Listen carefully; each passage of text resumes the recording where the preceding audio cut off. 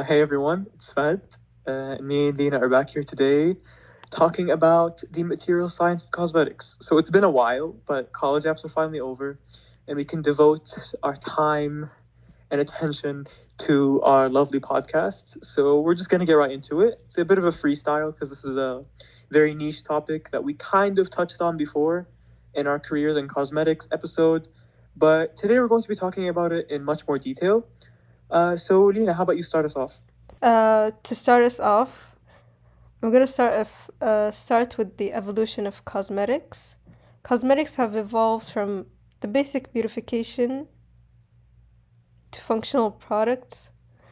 Oh, Yeah, yeah. yeah, Uh, like think about like ancient times, or like stories we hear about um, for example, like in ancient Egypt or like the Americas, where uh, it wasn't even just women at the time. I think it was everyone. Like they would put those yeah, like paint on them and things like that. But like this wasn't like products that were formed for cosmetics. Usually, because at that time they had very primitive um living arrangements, lifestyles. Everything was so simple and like nature oriented.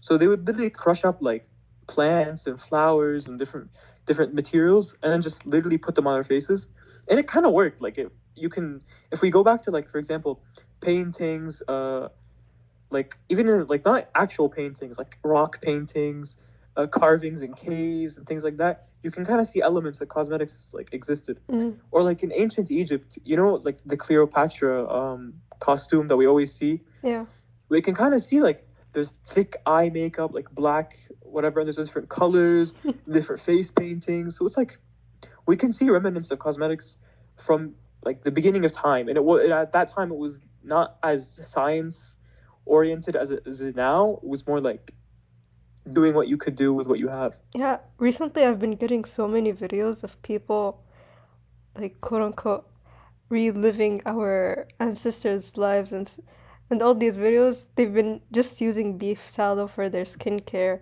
and they go like, "Oh, ancient Egypt used to use these, and they lived." I was like, "Yeah, because this was like 3,000 years ago." Mm. But it did Wait, work at some point, you know?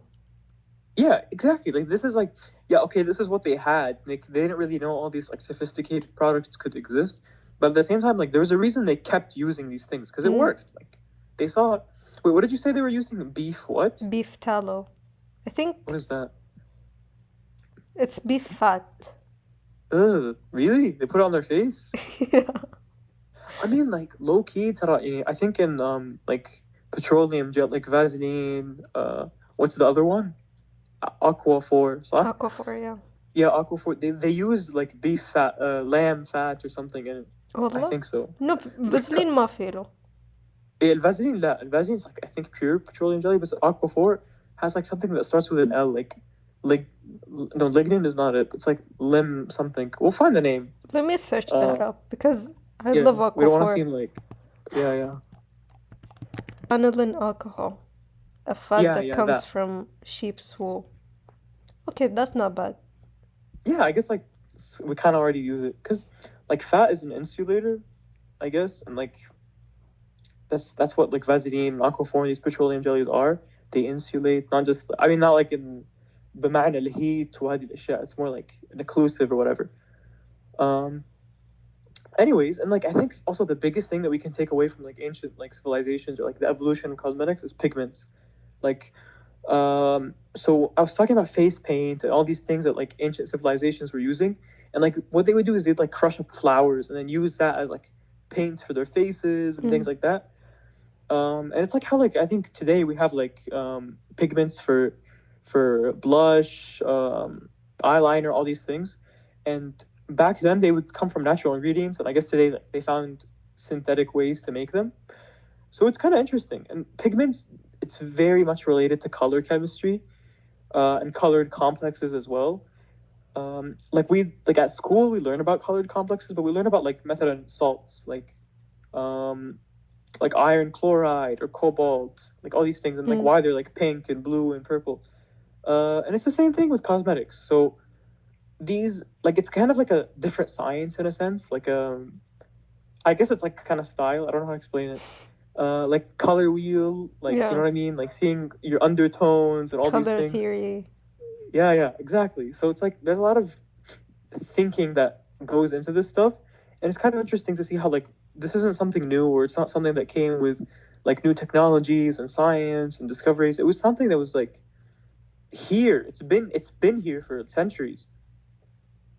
Yeah. The millennia is not even centuries. Yeah, yeah, exactly. Okay. Yeah, so like that's I guess how we got here today, how we have all these cosmetics and things like that. I know we've mainly talked about like the skincare sides of things, like things relating to skin health, but I guess like here we're also including makeup and these things that are used for just beautification and not like health. But nowadays, like when we're going to modern times, we see much more like research and science going into skincare and developing products that meet consumer needs because we live in like such a commercialized society where everything is like about getting money or making profit. So we can't keep using these like simple techniques or simple sources of cosmetics. People uh, they've had to discover, I guess, new things or new ways to make money and like succeed in this like industry. Because also like appearances are much more important now, and we like it's a sad reality, but like I think 2,000 years ago, or okay, 2000 is a bit like Too drastic. much. Let's say 200 years ago was the like plastic surgery and all this type of part of medicine that hadn't really been tapped into at the time. Was it as flourished as it is today? No, because nowadays we have more idealized like perceptions of what people should look like and things like that. And like in a sense, skincare is related to that. Like there was a trend a few I think it's still going on. A few years ago, the glass skin trend, and like Mm. people would buy like skincare products just because like it's said to give you that glass skin look, you know? Yeah. Yeah, so like now companies have this focus. They have this focus of meeting these needs, satisfying these trends, creating these like aspects of your appearance that like people want. You know what I mean? So that's kind of where we are today, and that's what demanded the, I guess, more like sophisticated nature of cosmetics and like research and things like that we have today.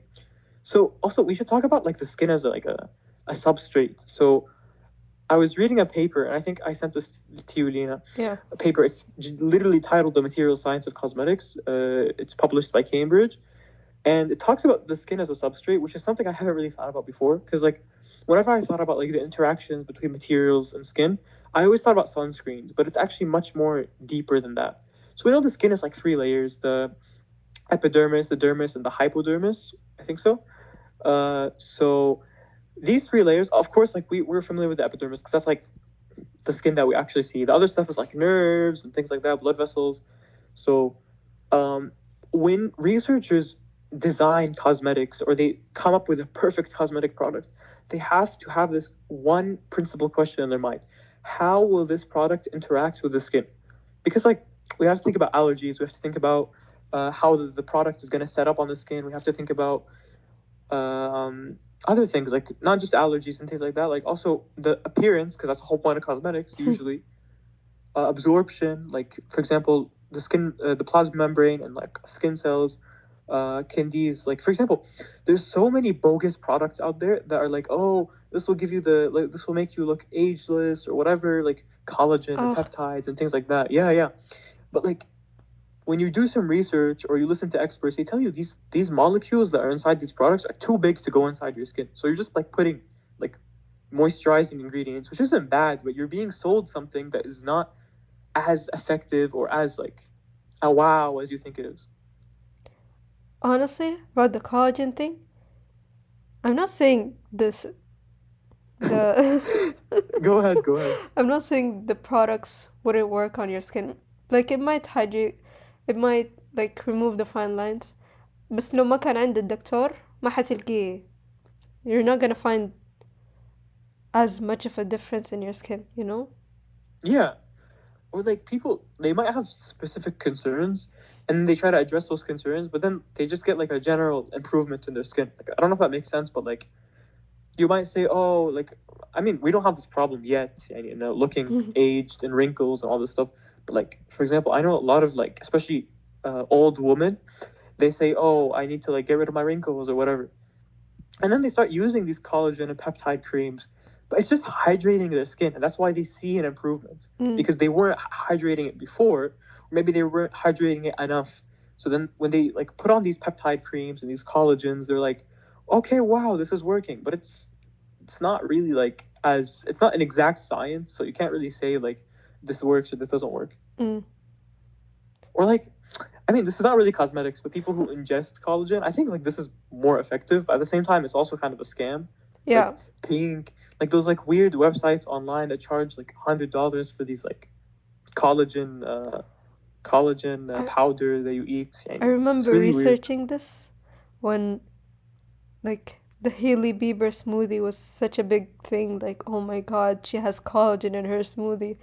And it doesn't even work. Like, I think you need to work out or something for it to even have Yeah, an it's like protein effect. powder basically. Yeah. Yeah, like so you can't just sit there, take your supplements, and expect them to work. And it's not how you like. I don't know. I think it's just like another like kind of scam that people are like they feed into. It's like the biotin gummies. You know, have you heard Oh, about like yeah. why they're yeah. So I mean, like I've never really taken them because I don't really need to grow my nails or any of that.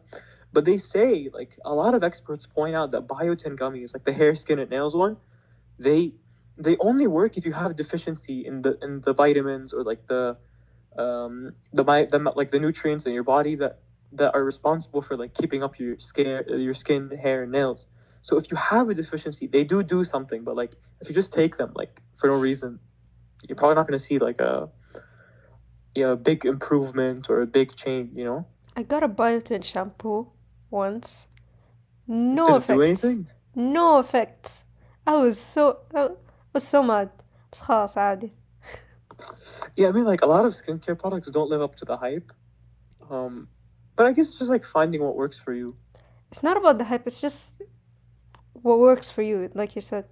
It's like maybe like the last episode was the sunscreen thing. Why cast sunscreens work for you, but they don't work for me. So it's just preference. Yeah, exactly. And like so tying this back to the topic, like these researchers like because this is a very like interdisciplinary field. There's like material scientists who work on like the materials themselves but not really maybe with cosmetics in mind, and then there's the chemists who do work on it, like there's literal cosmetic chemists. But like materials like science, for example, I think the best example is sunscreens. So I was actually reading about this, and I'm interested in a lot of other things like just sunscreens, material science, so like catalysts and like these like energy conversion storage Mm. technologies. So I was reading and I was like, okay, like I was reading about photocatalysts, which are like they use light to carry out reactions. And I was like, wait, zinc oxide, titanium dioxide. Yeah. I've seen these before. I saw them in sunscreen. Like when I was like reading about them and like researching them, they're using mineral sunscreens, right? And I'm like, okay, what's the one thing tying them together? Light absorption. So it's like like how did they discover that sunscreens or these UV filters, as like zinc oxide and titanium dioxide? How did they discover that they're like good UV filters? It's because they know their properties and how they work for other things. They know, like for example, in photocatalysts, they're able to absorb the light efficiently. So it's just interesting to see like how these like core aspects of material science carry on to cosmetics too. Yeah. Also, the epiphany you had when you discovered titanium oxide was in sunscreen. I had the exact same thing during the summer program I was in, and our program was focused on making solar cells. So Oh yeah, solar like light absorption, like yeah, same so idea. the Yeah. main ingredient we would use was titanium oxide, and while the scientist was explaining how to use it, I was like, "Oh, sunscreen!" And then he was like, "Yeah, we use these in sunscreen." I was so happy I figured that out by my own. So it's like, Yeah, same. I was like, wait, I know this stuff. I Like know I like this this. مو غريب على الموضوع يعني. Yeah, Uh, it's like yeah, it's like cool. Or like I don't know if you know this one, cerium oxide. I also heard about that one. I don't know. We didn't Uh, use that one. I think like it's not really used that much. I remember I was trying to come up with my own research topic related to sunscreens. Man, this was maybe like 2 years ago. And then I was researching like because we have like titanium dioxide sunscreens, we have zinc oxide. I was like, okay, what if we use a different one? And I thought like I discovered this new like UV filter. And I was gonna research about it. بعدين طلع إنه like in like photo catalyst or whatever, they have like their own drawbacks. For example, I don't really remember the specifics. I don't want to make them up, but yeah, like I don't know. It's kind of interesting. Like you think this gives you an advantage, and it does sometimes, but not really. Yeah. Yeah. And, okay. Another thing is like surface area. So, the reason why like La Roche-Posay sunscreens and these like expensive European brands, the reason why their mineral sunscreens are good and they don't have any white cast is because they use nanoparticles in their sunscreens, and this gives like the skin a higher like absorption. So the skin has a surface area, right? And like they tell you, for example, you need like a shot glass worth of sunscreen to cover your entire body. But like for example, for different formulations of sunscreens, this may be different. Like if you have a really thick formulation and the particles are really big and you have a white cast, it might not be so good, right? But what they do with this like small, like when they use nanoparticles in these formulations, is they create like a high dispersion. So like they can easily spread the sunscreen. It's going to give them good coverage, you know? And at the same time, when they spread it in, there's no white cast. Even though there's like zinc oxide, titanium dioxide, these like things that are supposed to give you a white cast, they don't see a white cast because of this. Also, like it's important to know that like in Europe and stuff, they're like much less strict about the UV filters they use. I'm pretty sure. Like they have a lot of like different ones that they don't use in like the US. Yeah, that's why I mostly buy my sunscreens from Europe. Yeah, like you can always trust it'll be good, you know, not nothing awful, يعني. أصلا حق أمريكا مدري. I've used a bunch of different ones. I never liked them. Yeah, حق America, they're either, I mean, for some reason, they're like all mineral. Like all of them are mineral. Or they're like really like chemical ones, you know what I mean? Chemical. Yeah, or like, I don't know, or like they smell like chemicals. Like they literally, like, it's like supposed to be fragrance free, but they smell really strong. Yeah. That's why Korean sunscreens also win. Yeah, Korean sunscreens are great. But they come in small tubes. That's what I don't like. Yeah. Yeah, anyways, so basically like these like properties that they use in like sunscreen technology and whatever, it's the same in other parts of material science and all this stuff. So it's just like interesting to see how like you can apply these same principles to sunscreens. And I think that's why like material science as like a field is very versatile, and people think it's a niche thing, and it kind of is a niche thing. Like it's not like, for example, you don't like a lot of people go like most of their lives not really knowing what material science is. Like they know like mechanical engineering, chemistry. They know these like basic fields. But like material science is like everything. You know, like everything on a nano scale, and it's the same thing with like cosmetics. So aside from sunscreens, مثلا, we have like going back to makeup and things like that. Like I guess like there's like properties like glow, matte finish, or all this stuff. This is stuff that they know is gonna happen because of the properties of the materials they're using, like the pigments, all these types of things. And also, like, have you ever heard the term colloid or whatever? Colloid? Yeah, colloid, like. Oh, yeah. You have thought? Colloid. Yeah. Colloid. Wait, what did you say? Colloid, I think. Yeah. Where did you hear it from? In class. Oh, okay, never mind. Wait, from what? إيش? In what class? Oh, Chemistry? chemistry, yeah. Have you heard of the Inculist, like, oat cleansing balm? Yeah. Yeah, so that's when I first heard the term colloid. And this is, like, I guess the selling point of the technology that they use in the balm. Like, first of all, I remember I was, like, really obsessed with it because it was cheap. Like, this was back a few years ago in 2021 when everything good بالسعودية was expensive. Do you remember that? Yeah. I don't know if it, like بس إذا كنت كنت يعني أطلب من برا. That's why. حتى أنا كنت أطلب من برا. But I remember like I went to like when the Inculus was starting to be sold like locally, like in person. It was like good prices. It was good prices. فأذكر كنت أشتريه. and it was basically called like the colloid oat cleansing balm or whatever. It was like what colloid means. I didn't know at the point. To be honest, like, I was like thought it was just good, and I just bought it, and it was good. Yeah, because what this means is that it's the cleansing thingies, like the particles inside, are really small. Colloid means on like a specific scale. Yeah. And then like at Abda a few weeks ago, I was looking at the projects, and I see someone having colloid in their name in the thing, and like it was like colloid quantum dot or something. And I was like, what? I know that word. So it was like, it's interesting. It's interesting because you get exposed to these different like things that you didn't really think about before, and it just like shows you that there's a lot of science that goes into this that we don't really see. So a colloid is basically a mixture in which like a substance is it consists of like a microscopic dispersed insoluble particles, and it's suspended in like a soluble mixture, I guess. So I guess this relates to the cleansing balm, because like cleansing balms are made of like oil, and this isn't really insoluble, and they're distributed over like a different thing. So there's like the oats inside the cleansing balm, I guess the oats technology or whatever. It's like dispersed around the oil or whatever like specific like ingredients they're using. Anyways, so yeah, like we can kind of link between these things that we have in our everyday life to these to the skincare products and material science. Yeah. Going back to the collagen thing, so let's talk about why there's a demand for this in the first place. So we know that like old people, like when they're like they have wrinkles and stuff, right? Or they just have like much more dry skin.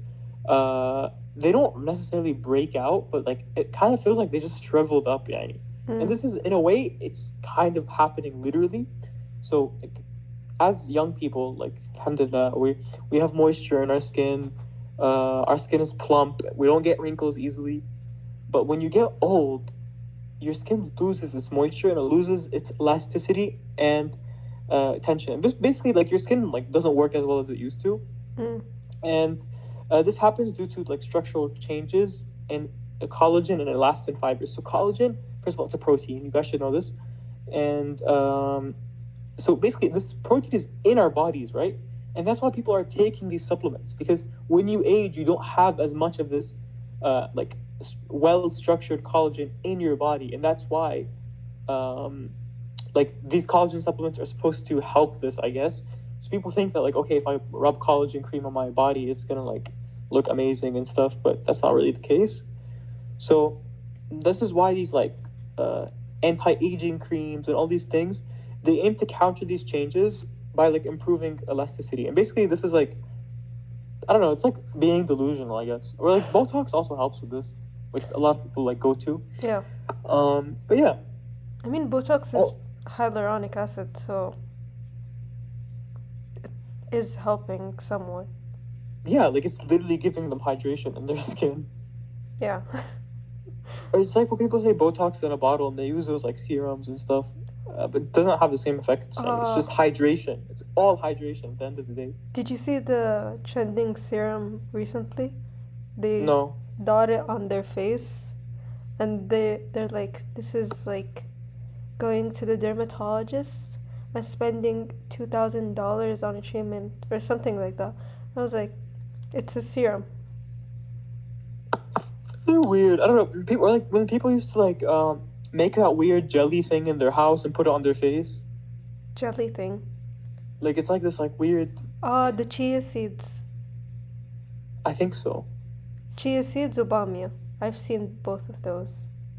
Not eating it, putting it on their face. Yeah, I know. Yeah, I don't know. I've seen that. I mean, like all these things just hydrate your skin. That's why people think they see a difference. Yeah. Anyways, so let's talk about like these like specific instruments that people use, or like I guess researchers and scientists use with in the skincare industry. So material science is all about like characterization analyses. This also like links to analytical chemistry. So we're going to talk about a few. So for example, there's something called confocal laser scanning microscopy and scanning probe microscopy. So this helps assess the skin's physical and optical properties. So we talked about the skin being a substrate, right? And it's a difficult substrate because we don't really know what's happening. Like it's very hard to understand whether these things are really being absorbed as well as we think they are, or if something is going in which layer of the skin. Usually it's the epidermis, right? Or like exactly what's happening is not really clear. So these characterization techniques help material scientists or like skincare researchers in general um, assess the skin's like properties, and they see how to develop products that basically align with these properties. It's literally anything. It's like membranes. Like membranes used for like gas separation, like selectivity and whatever. These things, it's literally the skin is a membrane, kind of like in Mm. simplicity. The skin is a membrane. Thank you for listening. We'll Yeah. hope to see you in the next episode.